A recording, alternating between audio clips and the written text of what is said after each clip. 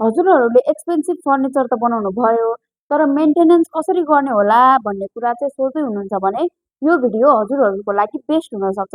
त्यसैले अन्तिमसम्म हेरिदिनु होला। फर्निचर राम्रो छ भने हेरचाह पनि सही हुनुपर्छ। त्यसैले हजुरहरूले फर्निचर मेन्टेनेन्स गर्दाखेरि चाहिँ यी कुराहरूमा ध्यान दिन सक्नुभयो भने चाहिँ फर्निचर लङ लास्टिङसम्म टिक्छ। सुक्खा वा हल्का भिजेको कपडा प्रयोग गरेर फर्निचरको धुलो डेली सफा गर्नुहोस्। फर्निचरमा सिधै पानी नहाल्नुहोस्। काठमा पानी परेमा तुरुन्तै पुछिहाल्नुहोस्। धेरै घामले काठको कलर फिका बनाउँछ, सो घामबाट जोगाउनुहोस्। सामान राख्दाखेरि एकै ठाउँमा धेरै भार पर्ने गरी नराख्नुहोस्। मन्थमा एकपटक पालिस वा कभर प्रयोग गर्नुहोस्, जसले गर्दा चाहिँ हजुरको फर्निचरलाई लामो समयसम्म नयाँ जस्तै देखाउँछ। इफ हजुरहरूले राम्रो मेन्टेनेन्स गर्नुभयो भने हजुरको फर्निचर वर्षौसम्म टिक्छ।